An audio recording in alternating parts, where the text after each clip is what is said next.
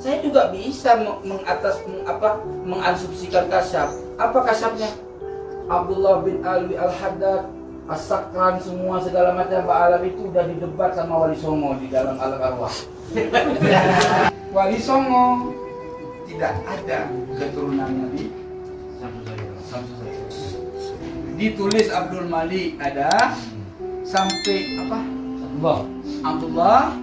Terus Abdullah ini punya anak kawin sama perempuan kawin sama lanang dengan bukan jalurnya sehingga dikatakan putus. Wali Songo ke atas betul, tapi Wali Songo ke bawah lungkat gitu.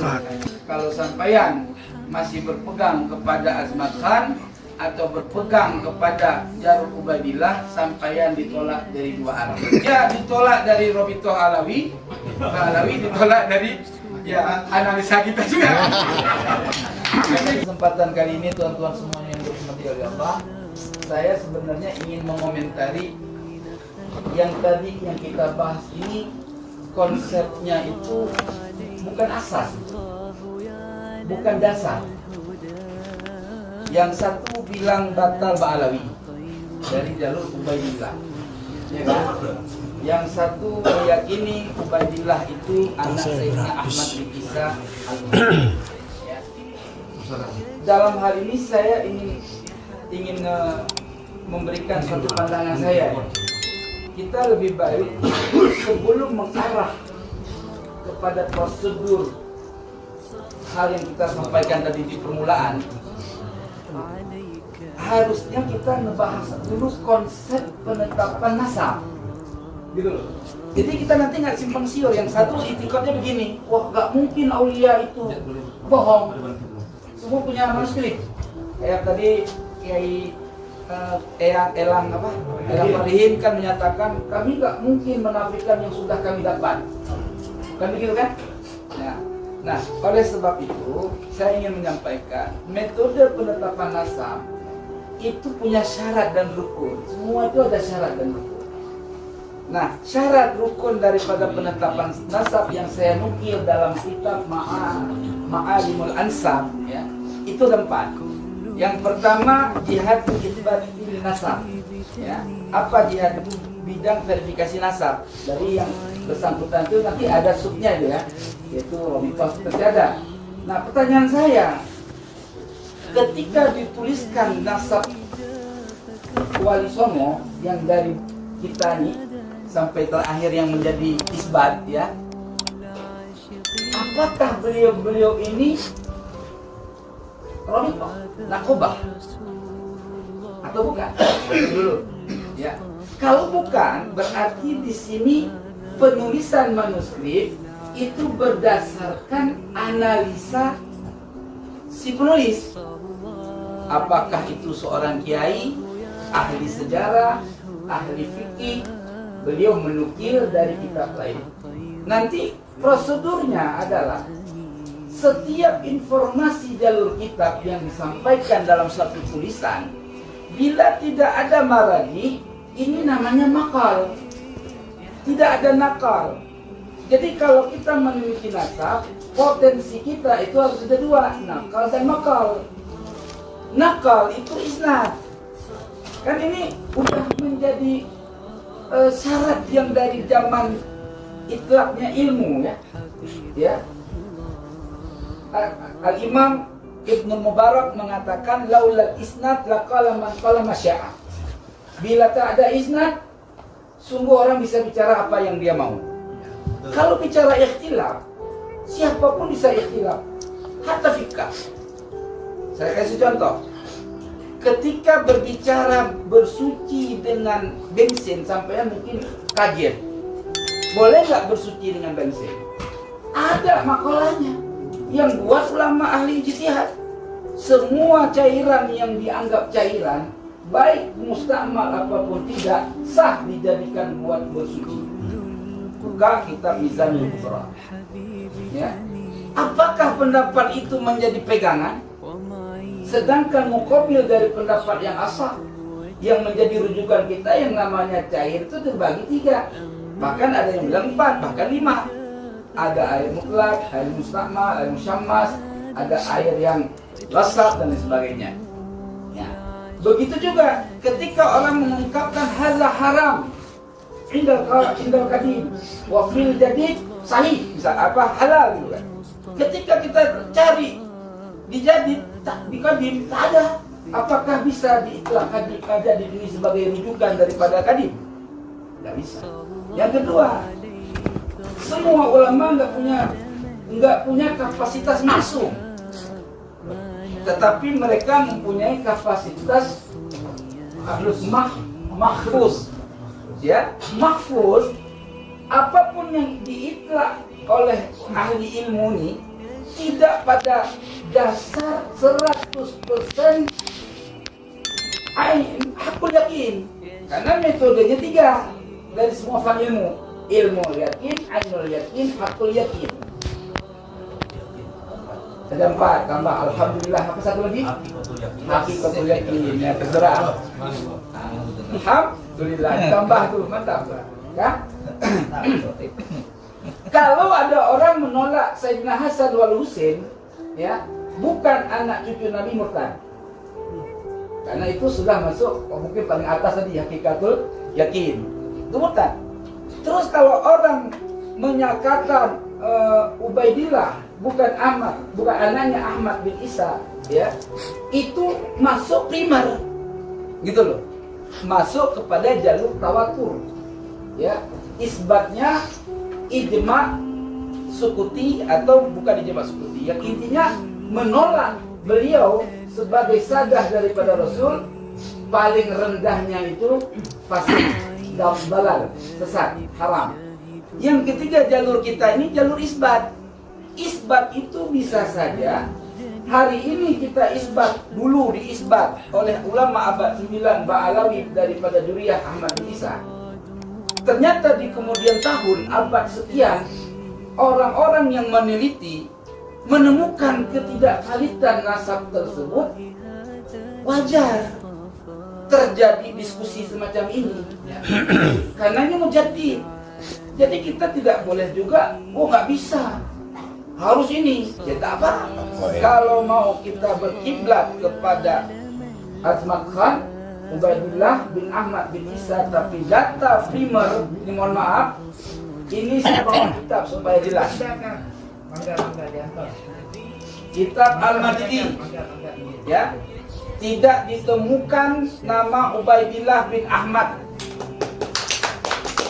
Silahkan buka. Abad sebentar tuan kalau bicara abad. Abad kelima ini. Oke. Abad kelima. Ya. Terus saya ini abad kedua, abad ketiga ini. Ini rujukan masadir semua kitab. Mulai dari jalur Sayyidina Hasan wal Husain sampai terakhir jalur Imam Ali Al-Uraizi. Ini di kitab ini rujukannya. Jadi bersambung. Jadi kitab 54 ini rujuknya ke sini, ya. Terus Tabaqatun Nasabin, kalau mau cari siapa nama orang-orang yang masyhur dalam jalur nasab, carilah kitab ini. Di sini banyak referensi cari. Saya udah download referensi sampai nggak pernah tidur 2 bulan ini malam-malam. Niat saya mau bela Bang Alawi, wallahi saya. Awalnya saya mau bela Bang Alawi. Apa pula nih Kiai Ahmad berani kali nafiin nasab orang. Betul ini. Akhirnya saya pelajari tahadus bin nikmat, berkat beliau saya dapat hidayah. Yang kedua, ini ada disebut kitab Ar-Rawdul Jali. Ar-Rawdul Jali itu tidak pernah mereferensikan dari mana dia mengisbat. Di sini tadi disebutkan wahada muttafaqun pada. Sebentar. Kasih waktu saya. Cari dulu lah. Ya kan? Nah, di sini kita Al-Asili. Ya. Al-Asili abad ke-7 Hijri. Ya. Tidak juga menyebutkan Ubaidillah bin Ahmad bin Isa. Abad ke-7 sudah rungkat, gagal. Ini saya sudah bilang tadi kalau ada ungkapan bahasa saya yang nggak pantas, jangan dimasukkan ke hati, itu gaya saya, ya. Lanjut. Nah, Al-Muhajir pun nggak ditemukan di dalam semua kitab-kitab nasabah yang primer, ya, yang lampau, yang kuno, manuskrip, ya. Justru yang mengistilahkan Al-Muhajir itu jalur Musa Al-Kazim. Namanya Sayyid Mahmud. Itu digelar Al-Muhajir, dia hijrah dari Basrah ke Irak, Irak ke Basrah. Saya bisa lihat nanti di situ. Ya. Nah, kurang lebih. Singkat dulu.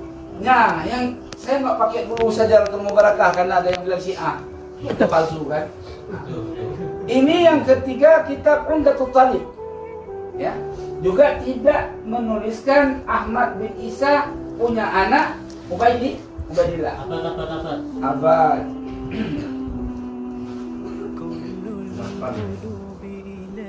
Abad ya 8 lah, abad 8, 78. 8 gagal. Gagal lagi baik. Nah, terus Al-Fakhri, ya. Abad kelima juga, udah 2 abad kelima. Tak ada.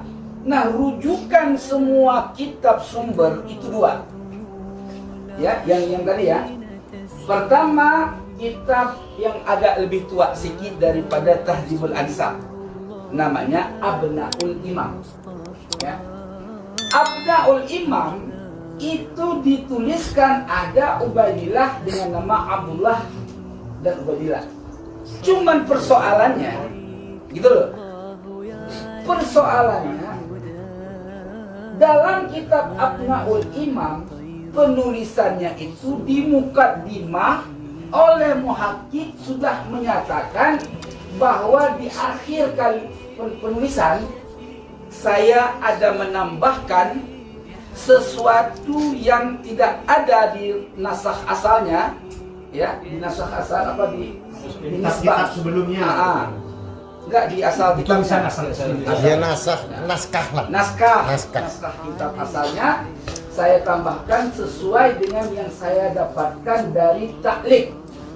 Berarti dia abad ke-9 atau ke-10, takliknya ada yang dimasyhur di abad itu. Seharusnya kalau taklik itu ditaklik, ini namanya taklik yang mantap nih. Ini diambil dalam kitab ini.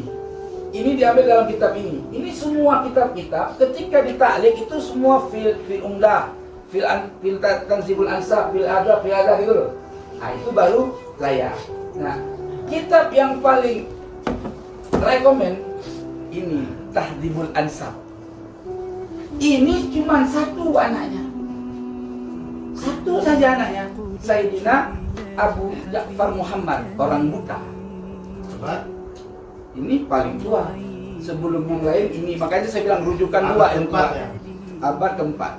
Sama Abnaul Imam tadi. Namun Abnaul Imam sudah dirubah oleh muhakkik yang namanya Jamalul Lail.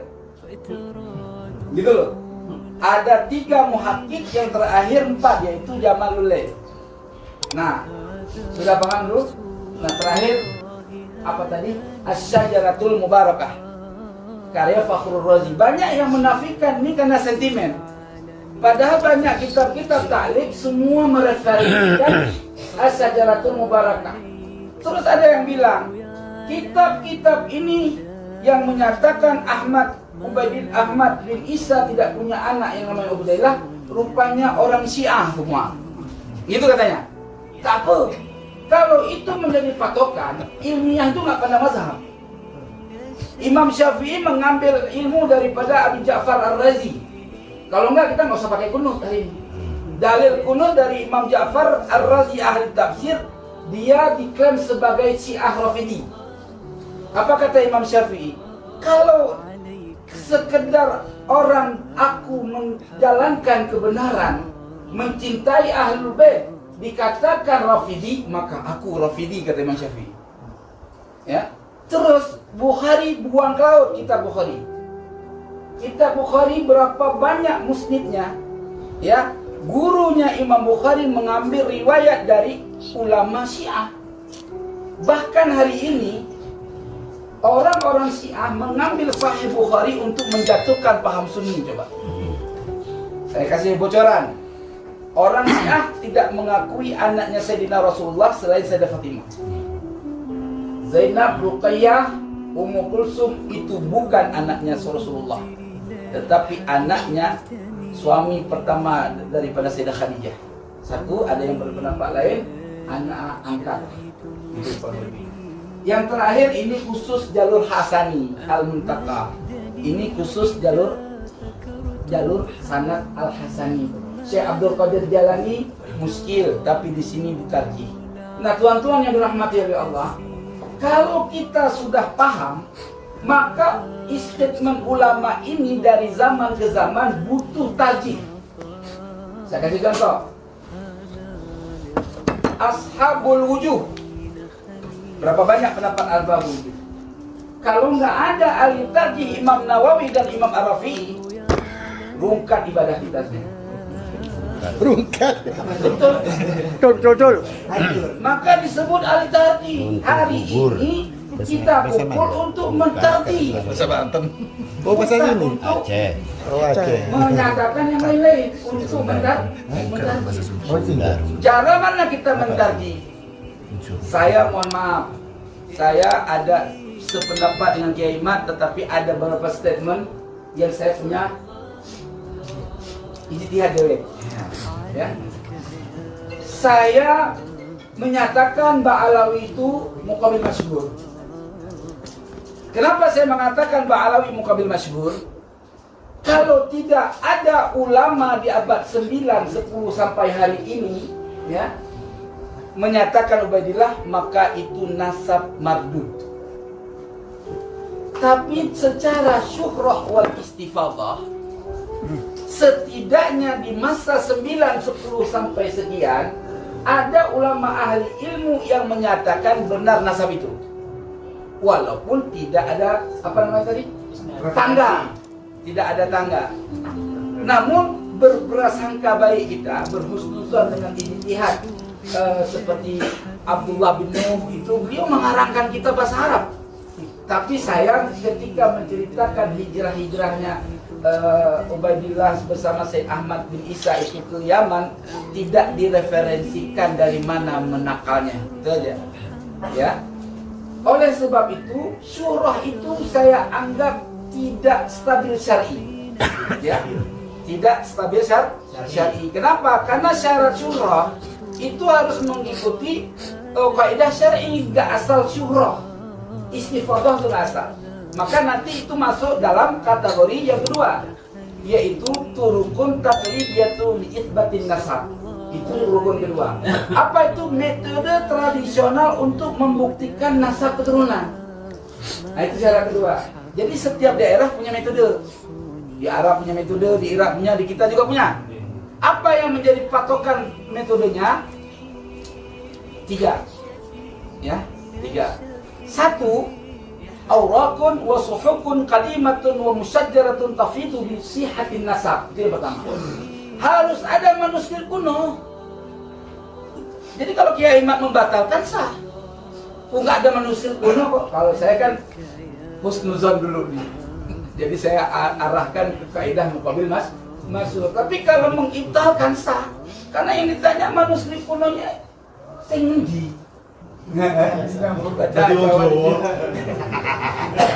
Lagi belajar Pak, kalau salah mohon maaf. Ya. Yang kedua, tasdiqul wuqala ala sihhatin nasab sawa'un min nuqaba al-umumin au far'ain.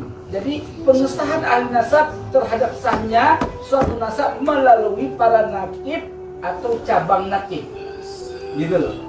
Ya, yang ketiga sima'u syahadah bisyuhud, mendengar keterangan saksi. Nih kayak tadi kan beliau punya saksi. Semuanya udah ada di Ba'alawi. Tapi satu yang nggak ada. Apa? Pokok aurat. Itu nggak ada. Yang ditanyakan orang gini, Bapak mazhab Syafi'i? Syafi'i. Saya kasih tahu, mazhab Syafi'i yang punya apa namanya? risalahnya. Jadi kitab-kitab Syafi'iyah itu punya sanad. Ya. Kalau dia nggak punya sanad, ya mengarang sendiri, ya itu Fathul Mu'in. Fathul Mu'in kitab yang dikarang sendiri oleh ulama melalui maqal, bukan nakal. Sehingga Fathul Mu'in disalah lagi oleh Fathul Mu'in lagi. Ya, pertama Muhimatuddin, jadi Fathul Mu'in baru disarah oleh Said Abu Bakar Syadda. Habis sudah, ya aneh itu. Tetapi kalau antum buka kitab mulai daripada kaul jadidnya Imam Syafi'i itu semua sampai Minhajut Thalibin, ya, Al-Muharrar, itu semua punya rentetan sampai kepada kitab induk. Ini yang disebut nakal wal makal. Nah, itu tuan-tuan. Maka oleh sebab itu, marilah kita bijak untuk membahas ilmiah. Tadi kita semua saya perhatikan, nggak ada ilmiahnya tadi. Nggak ada. Yang satu nyap-nyap apa gitu bahasanya ya. Wah Yahudi, saya belum berani gitu. Ya, tapi ya itu masing-masing punya kapasitas. Berbeda boleh, tapi tetap kopi bareng ya kan. Ya. Yang lain nggak bawa laptop, ini 2 laptop. Makanya kan saya sudah siap ya, bagaimana? Saya datang ke sini. Bawa semua. Saya datang ke sini serius loh. Masya Allah. Serius banget. Tanya sama saya ini, jam berapa sampai? Jam 4 nggak tidur. Saya yang ada proyektor lain. Ada proyektor nama. Nah, saya punya manuskrip kuno juga. Saya tapi nggak saya fotokopi. Untuk menerangkan kepada jalur Ba'alawi, mohon maaf tuan, tidak punya tangga.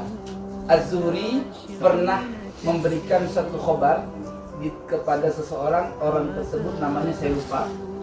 Dia bertanya kepada Zuhri, wahai Zuhri, apakah kamu memberikan khabar kepadaku dengan bersanad? Apa jawab Imam Zuhri? Mungkinkah anda naik ke atap tanpa tangga? Itu maksudnya apa? Gua nggak bakal ngasih lu kalau kagak ada sanad dulu. Nah ini penting buat kita. Bukan kita mau menafikan keilmuan Abdullah bin Alwi Al-Haddad. Naudillah. Kalau bicara kasyaf, ya kalau boleh bicara kasyaf, saya juga bisa mengasumsikan kasyaf. Apa kasyafnya? Abdullah bin Alwi Al-Haddad, As-Sakran, semua segala macam Ba'alam itu udah didebat sama Wali Songo di dalam Al-Arwah. Kalau bicara kasyaf, buktinya anak keturunannya bangkit, Ba'alawi nggak bisa jawab. Oh diundang aku datang.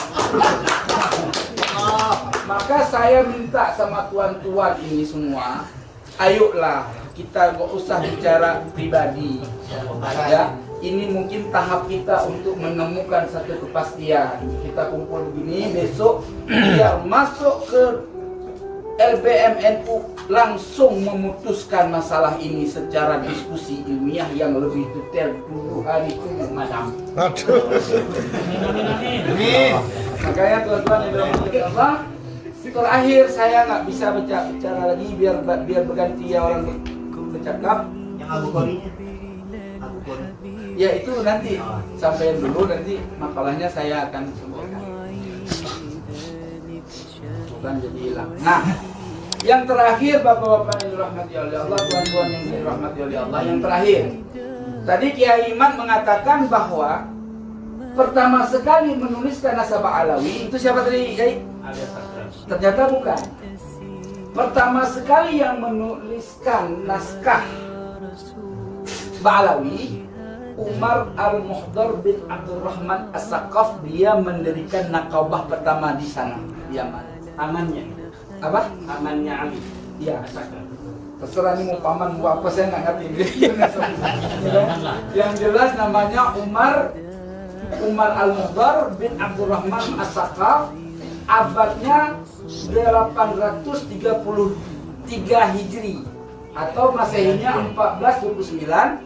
Terus turun kepada Muhammad Jamalul Lail Al-Mu'allim yang yang merubah album apa yang mutakim merubah dari Opsan 05 terus turun kepada Abdullah Al-Akbar Al-Idrus bin Abu Bakar As-Sakran bin Abdurrahman As-Sakar, ya, baru Ali As-Sakran gitu. Nah mungkin Ali As-Sakran belum sempurna memahami Ubaid, sehingga dia mengklaim bahwa Ubaid itu adalah dalam kitab Musikah apa tuh?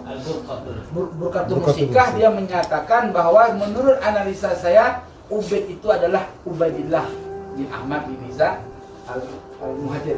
Nah, saya punya data di sini terakhir kitab yang menjadi rujukan bersanad daripada jalur Ba'alawi itu nggak ada lain cuma satu, yaitu Syamsul Zahirah. Jadi kitab Syamsul Zahirah itu dituliskan oleh orang 3 dan kemudian dilanjutkan oleh yang dari datang ke Aceh terus tinggal hijrah di Palembang. Nah, singkat cerita itu adapun manuskrip yang dimiliki oleh teman-teman, oleh saudaraku yang ada di keluarga Sultan Gunung Jati, Sunan Gunung Jati, dengan mengklaim kepada Ba'alawi, monggo silahkan, tetapi secara ilmiah Anda senasib dengan Ba'alawi. Tapi kalau tidak, ya mari kita cross check dengan ilmiah ke jalur manakah Gunung Jati ini masuk. Karena ini yang menjadi masalah, kita yakin dan sepakat ulama bahwa Wali Songo itu adalah zuriyah Rasul, betul? Betul. Nah, cuman dari mana nanti jalannya? Ya seperti kakek saya ulas sedikit ya, boleh ya? Sedikit, cuma 5 menit lagi, nggak lama. Saya punya lafma kakek Said Ahmad Al-Busashi, ya, ikhtilaf dia punya isbat nasab. Satu ahli ilmu mengatakan jalur Imam Zaid, ya, As-Syahid di Kufah, Syahid Salif pula. Yang kedua jalur Imam Ja'far As-Sadiq punya anak Imam Muhammad, ya, punya anak Imam Ahmad Asy-Sya'rani. Jadi Muhammad Dibaj. Ya, jadi ketemunya dari Imam Ahmad Asy-Sya'rani. Itu jalur. Boleh berbeda. Sekarang saya mau ngambil mana? Saya suka ngambil Imam Zaid. Sah aja, ada data. Gitu kan? Oh, saya kulihat yang lebih ngetren itu pakai kitab Mutabar yang dulu-dulu Imam Asy-Sya'rani. Sah aja, yang jelas saya dari kesepakatan mau dari Ahmad Asy-Sya'rani ke mau dari Imam Zaid, saya tetap cucunya Imam Husain. Allah. Mau terserah mau dari mana, saya bisa membuktikan itu.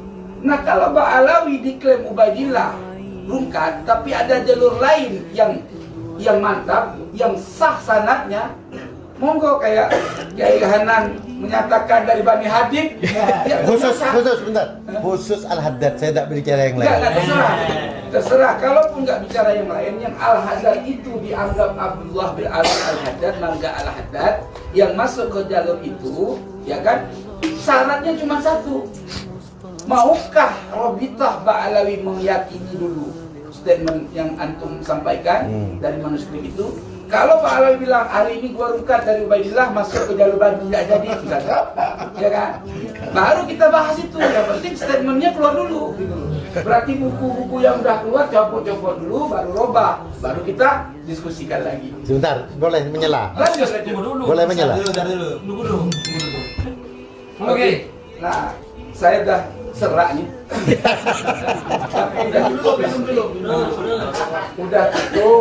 Insya Allah nanti bisa setelah istirahat kita diskusi lah ya. Sekalian itu tadi tentang Syamsul Zahirah yang dijadikan patokan berjalur ke Wali Songo itu narasumbernya dari mana atau bagaimana itu dari Belanda.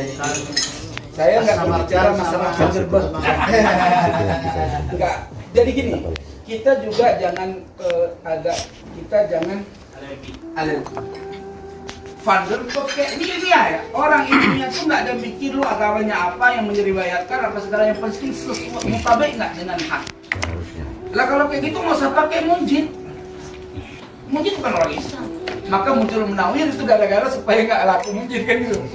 Nah, tapi intinya tuan-tuan yang dirahmati oleh Allah, Syamsul Zahirah itu pengarang 3, yaitu Syekh Abdurrahman bin Muhammad bin Husin Al-Masyhur, kedua Syekh Ali bin Abdurrahman bin Muhammad Al-Masyhur. Saya nggak pakai Abi Habib, saya udah pakai Syekh.